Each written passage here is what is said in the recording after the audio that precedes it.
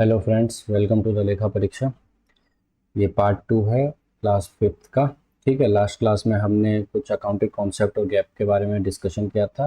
Rest discussion हम इस class में करने वाले हैं। देखिए, अकाउंटिंग कॉन्सेप्ट 5 है आपका कॉस्ट कॉन्सेप्ट। कॉस्ट कॉन्सेप्ट क्या कहता है कि आप जो कॉस्ट रिकॉर्ड करेंगे किसकी, आपके एसेट की।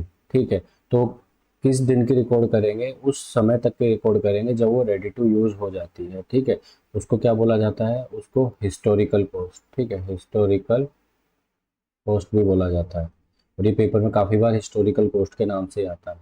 ठीक है, जैसे फॉर एग्जांपल अगर हम बात कर लेते हैं, फॉर एग्जांपल आपने क्या किया, एक एयर कंडीशन परचेज किया, एयर कंडीशनर आपने परचेज किया। ठीक है, कितने में किया, 25,000 रुपीज़ में। ठीक, उसके बाद आपका फ्रेट लगा, उसको घर में लेके आए, सॉरी आपका फैक्ट्री में लेके आए, तो आपका उसमें 1,000 रुपये का फ्रेट लगा। आपने एक स्टेबलाइज़र भी साथ में इंस्टॉल कराया। ठीक, वो जो नेसेसरी है उसके लिए 2,000 इसका लगा। उसके बाद में आपके इंस्टॉलेशन के चार्जेस, ठीक है, इंस्टॉलेशन के चार्जेस लगे 2,000। तो टोटल कितना खर्चा हुआ आपका, 30,000 रुपये। लेकिन एसी कितने का था आपका, 25 का। आपको 25,000 में रिकॉर्ड नहीं करना है। जो कॉस्ट कॉन्सेप्ट है, कॉस्ट कॉन्सेप्ट क्या कहता है, आप जब रेडी टू यूज़ करते हैं असेट को, यानी असेट को आप जो, जैसे कि एयर कंडीशनर है, उसको 25,000 जैसे आपने पेमेंट किया, 25,000 रुपये देते ही आप यूज़ नहीं कर सकते। 30,000 रुपये लगेंगे तभी आप यूज़ कर पाएंगे। आपको लेके भी आना है, स्टेबलाइजर भी लगाना है, इंस्टॉल भी करवाना है, तो ये सारे काम करने हैं। तो 30,000 रुपये हमारी कॉस्ट आई है, तो आपको क्या करना है, 30,000 रुपये पे रिकॉर्ड करना है। ये जो 30,000 रुपये है इस पे रिकॉर्ड करना है। यानी कि यहाँ पे अगर मैं इसकी अकाउंटिंग एंट्री करूँ, एयर कंडीशनर, ठीक, अकाउंट डेबिट कितने से, 30,000 रुपये से। तो जैसे मान के चलिए बैंक से पेमेंट किया टू बैंक अकाउंट, कितना, 30,000 रुपये, 30,000 रुपीज़। ठीक है, तो ये अकाउंटिंग एंट्री होगी, क्योंकि आपकी cost of acquisition, transportation, installation, उसके अलावा एनी अदर ऑक्सिलरी कॉस्ट या इंसिडेंटल, ठीक है, एनी अदर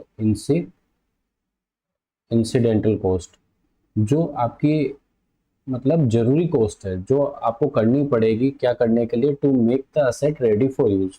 ठीक है, तो वो सारी जो कॉस्ट है आप उसमें ऐड कर दीजिए। ये हो गया आपका कॉस्ट कॉन्सेप्ट। इसको हम हिस्टोरिकल कॉस्ट भी बोलते हैं। ये जो वैल्यू है आपकी, ये वैल्यू ये हिस्टोरिकल कॉस्ट कहलाती है। ठीक है, अब आता है ड्यूल एस्पेक्ट कॉन्सेप्ट। देखिए, जो फंडामेंटल प्रिंसिपल है ना अकाउंटिंग का, वो ये ड्यूल एस्पेक्ट कॉन्सेप्ट ही है। ठीक है, dual aspect concept is the basic principle of accounting. अगर क्वेश्चन पूछ लिया जाए, ये इंपॉर्टेंट क्वेश्चन यहाँ से बनता है, क्वेश्चन पूछ लिया जाए what is the basic principle of accounting, तो आप कह सकते हैं ड्यूल एस्पेक्ट कॉन्सेप्ट, क्योंकि दोनों तरफ रिकॉर्ड होती है। जो मॉडर्न अकाउंटिंग अप्रोच है हमारी, मॉडर्न अकाउंटिंग अप्रोच, इसके अंदर ड्यूल एस्पेक्ट ही है, दोनों तरफ रिकॉर्ड होती है। एक जगह डेबिट होता है तो एक जगह क्रेडिट उसका होगा ही होगा। जैसे फॉर एग्जांपल आप इसी एंट्री को देख लीजिए, एयर कंडीशनर अकाउंट हमने डेबिट किया तो बैंक अकाउंट भी हमारा क्रेडिट हो गया। तो ये ड्यूल फोल्ड एस्पेक्ट हो गया। एक क्वेश्चन कर लेते हैं।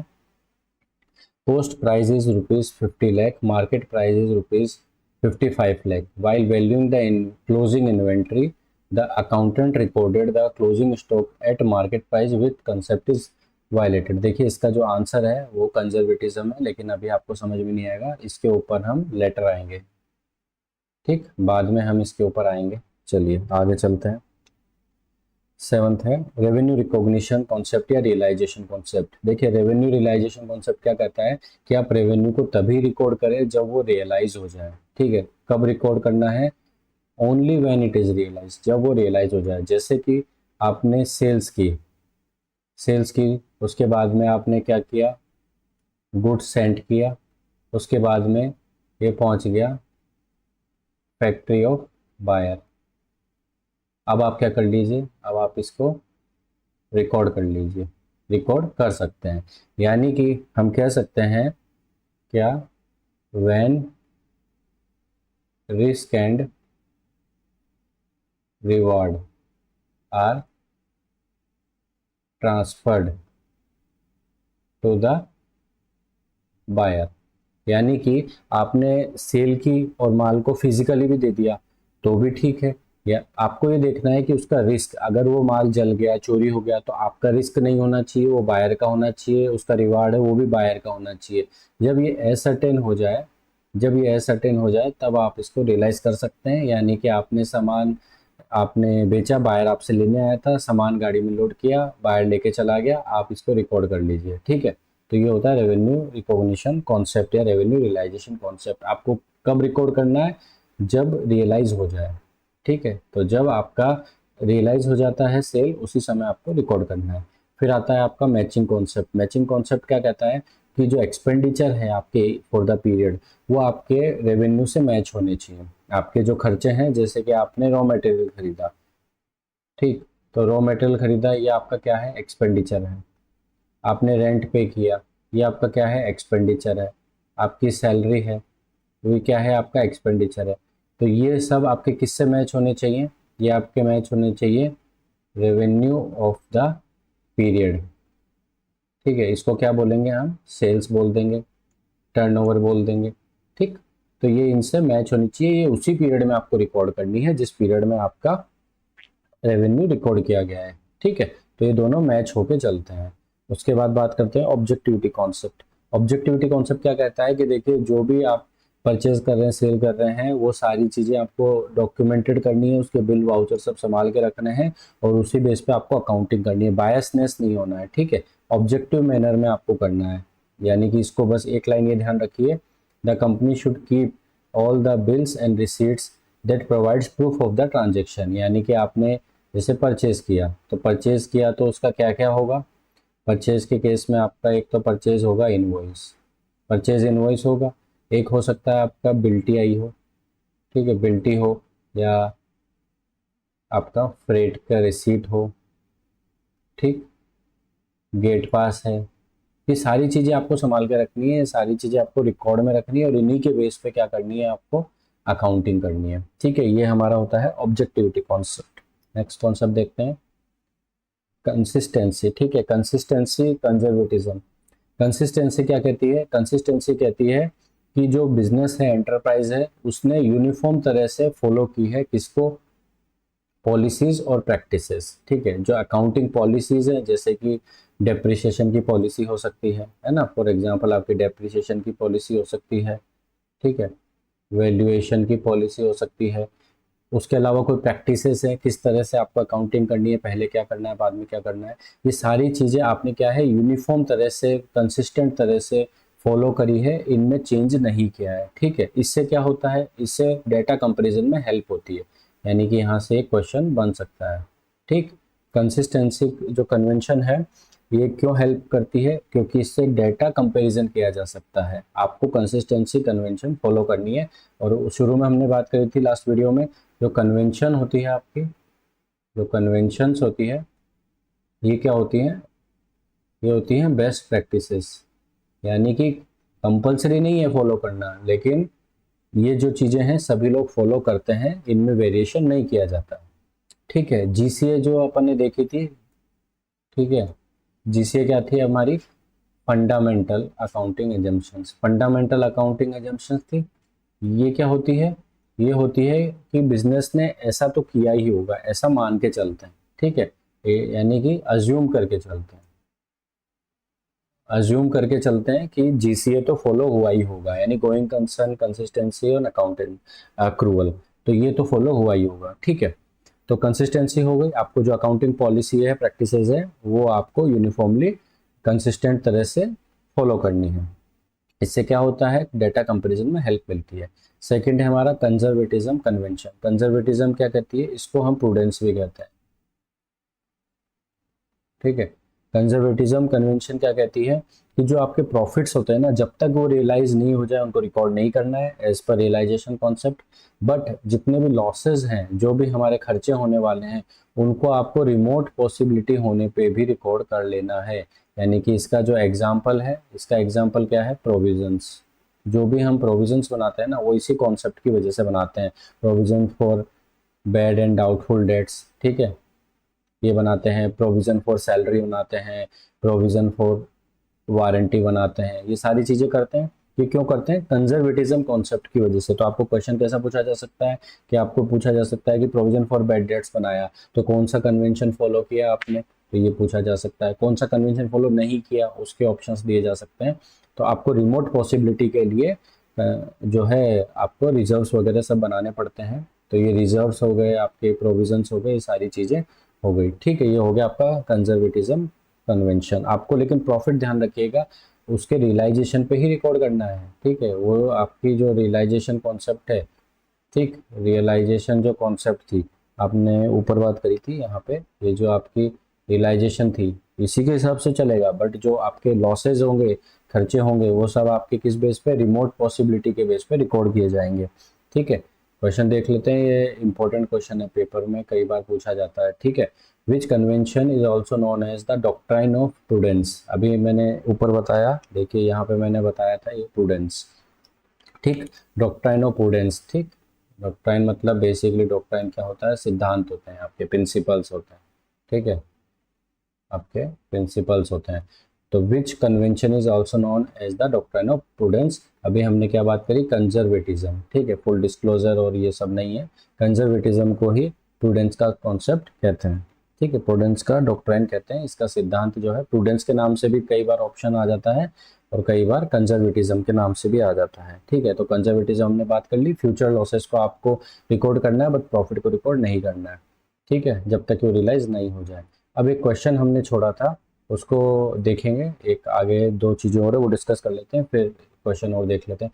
फुल डिस्क्लोजर कॉन्सेप्ट क्या कहता है कि जो आपके सारे ट्रांजेक्शन्स है, मटेरियल, जितनी भी सारी चीज़ें हुई पूरे बिजनेस पीरियड में, अकाउंटिंग पीरियड में जितने भी सारे काम हुए, सब चीज़ों को आपको डिस्क्लोज करना है। ठीक है, सारी चीज़ों को डिस्क्लोज करना है। आपको क्या करना है, आपको फुल डिस्क्लोज करना है, मतलब फुली डिस्क्लोज, हर चीज़ दिखानी है, कुछ भी चीज़ नहीं छुपानी है ना, नो कंसीलमेंट।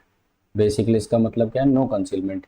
लेकिन जो हमारा अगला कन्वेंशन है मेटर्निटी कन्वेंशन, मेटर्निटी जो कन्वेंशन है ये क्या कहती है कि आप मटेरियल चीज़ों को दिखाओ, इमटेरियल को छोड़ दो। यानी बेसिकली ये क्या कहती है कि आप कंसीलमेंट मत करो। देखिए क्या होता है, मटेरियल चीज़ को दिखाना है, जैसे कि आप नॉर्मल सेल परचेज करिए, वो मटेरियल चीज़ है, लेकिन आपने 0.05 है, 0.05 रुपीज़ है। ठीक है, इसका राउंड ऑफ कर दिया। अगर आपने 0.05 का राउंड ऑफ कर दिया तो कोई चीज़ आपने छुपाई थोड़ी है, आपने कंसीलमेंट थोड़ी किया, आपने बस उसको डिस्क्लोज नहीं किया क्योंकि वो इमटेरियल है। वो क्या है, इमटेरियल है। तो इमटेरियल चीज़ को आप हटा सकते हैं, आप मेटल चीज़ों को ही दिखाइए, ये कहता है आपका मेटलिटी कॉन्सेप्ट। ठीक है, आगे चलते हैं, accounting conventions, sorry accounting equation. Accounting equation क्या होती है, बेसिकली हमने सेपरेट एंटिटी कॉन्सेप्ट में बात करी थी। क्या होता है कि ओनर अलग होता है, इसलिए उसको, ओनर को क्या है, हमारा क्रेडिटर बना देते हैं, और बिजनेस जो है वो अलग होता है। ठीक है, तो असेट इक्वल टू क्या होती है, लायबिलिटी प्लस कैपिटल। तो A equal to asset, L equal to liability, C equal to capital. तो कई बार मिसिंग फिगर निकालने का क्वेश्चन आ जाता है ना। यहाँ मैं लिख देता हूँ, for calculation of missing figure. Missing figure निकालने का कई बार आपके पास क्वेश्चन आ जाता है, उसमें अकाउंटिंग इक्वेशन बहुत काम आती है। ये क्या होती है आपकी, basically asset equal to liability plus capital. ठीक है, तो अब इसमें क्या हो सकता है कि आपको जैसे असेट दी हुई हो, कैपिटल दी हुई, लायबिलिटी निकालनी है। तो लायबिलिटी निकालने के लिए आप क्या करोगे, liability equal to asset minus capital. ठीक, ये कर दोगे, इससे आपकी लायबिलिटी आ जाएगी। तो ये बेसिक सा अकाउंटिंग इक्वेशन होता है। खासकर ये कहाँ काम आता है हमारा, ये काम आता है हमारा सिंगल एंट्री सिस्टम में, सिंगल एंट्री सिस्टम में हमारा काम आता है। ठीक है, तो अगर कुछ क्वेश्चन पूछा जाए अगर शॉर्ट में, तो आप देख सकते हैं सिंगल एंट्री जो अकाउंटिंग सिस्टम है वहाँ पर हमको यही चीज़ से निकालना होता है। हमको दो वैल्यू दी जाती है और एक वैल्यू हमको निकालनी होती है। अब वो क्वेश्चन देख लेते हैं जो ऊपर हमने छोड़ा था। ठीक है, विच कन्वेंट, ये नहीं था, यहाँ था, ये रहा। कॉस्ट प्राइस क्या थी, आपका क्लोजिंग स्टॉक की 50 लाख। देखिए आपकी कॉस्ट कितनी है, 50 लाख है। ठीक, आपकी मार्केट प्राइस कितनी है, 55 लाख है। 55 लाख है, आपने रिकॉर्ड कितने में कर दी, आपने 55 में कर दी। तो 55 में कर दी तो आपने क्या किया, 5 लाख का क्या किया, 5 लाख का एक तरह से प्रॉफिट बुक कर लिया, प्रॉफिट बुक कर लिया। और हमने कंजर्वेटिज्म में पढ़ा था कि आपको फ्यूचर प्रॉफिट्स बुक नहीं करने, प्रॉफिट्स को तभी बुक करना है जब वो रियलाइज हो जाए, जब वो क्या हो जाए, रियलाइज हो जाए। और लॉसेज जो थे उनको कब करना है, जब वो फ्यूचर में होने वाले, उसी के लिए हम प्रोविजन बनाते हैं। तो यहाँ पर आपने क्या किया, अकाउंटेंट ने क्या किया कि 5 लाख रुपए का प्रॉफिट बुक कर लिया। अगर 50 की जगह मैं क्लोजिंग स्टॉक को 55 में रिकॉर्ड करूंगा तो 5 लाख का क्या हो जाएगा, 5 लाख का मेरा प्रॉफिट हो जाएगा। प्रॉफिट हो जाएगा ना। तो कौन सा कॉन्सेप्ट वायलेट हुआ है, कंजर्वेटिज्म। देखिए यहाँ से कंजर्वेटिज्म है। आपको देख के लगेगा कॉस्ट कॉन्सेप्ट, लेकिन कॉस्ट कॉन्सेप्ट ये नहीं कहता है। ये तो क्या कहता है, ये तो हमारा कॉस्ट ऑफ असेट की बात करता है कि आपको लास्ट तक के खर्चे जोड़ने हैं, उसकी हिस्टोरिकल कॉस्ट की बात करता है। ठीक है, हिस्टोरिकल कॉस्ट की बात करता है। लेकिन यहाँ पर क्या हो रहा है, जब आपने ओवर वैल्यूएशन कर दिया इन्वेंट्री का, ठीक है, इन्वेंट्री क्या कर दिया आपने, ओवर वैल्यू कर दी। ओवर वैल्यू जब कर दी तो आपका ज़्यादा प्रॉफिट बुक हो गया। तो इस वजह से आपने क्या है, कंजर्वेटिज्म आपने वायलेट किया है। इसको प्रूडेंस भी कहते हैं। कई बार प्रूडेंस पेपर में दे देता है, कंजर्वेटिज्म देता ही नहीं है। तो आप कंफ्यूज मत होइए, प्रूडेंस भी कंजर्वेटिज्म है। ठीक है, तो ये तो हो गया हमारे क्या चीज़ें, गैप्स वगैरह। ठीक है, अभी हमने क्या क्या डिस्कस कर लिया, गैप्स डिस्कस कर लिए, कॉन्सेप्ट्स डिस्कस कर लिए, ठीक है, कन्वेंशन डिस्कस कर ली, ठीक, अकाउंटिंग इक्वेशन डिस्कस कर ली। ये सारी चीज़ें हमारी डिस्कस हो गई है। ये 2 क्वेश्चंस हैं, ये आप जो है खुद से करिएगा, ये आपका होमवर्क है। और कमेंट सेक्शन में आप इनके आंसर पोस्ट करिएगा। अगर आपको आंसर समझ में आ जाता है, ज़्यादा कोई टफ नहीं है, एक बार देख लीजिएगा। ठीक है, तो नेक्स्ट क्लास में मिलेंगे। नेक्स्ट क्लास जो है हमारी लेजर पोस्टिंग की शायद हम लेंगे। ठीक है, लेजर पोस्टिंग की क्लास करेंगे। ओके, तो एक बार इस वीडियो को पूरा आप देखिएगा, और इस वीडियो को अगर आप देख रहे हैं पहले, तो इससे पहले फर्स्ट पार्ट देखिएगा ताकि आपको बेहतर तरह से समझ में आए। ठीक है, तब तक के लिए गुड बाय, थैंक यू।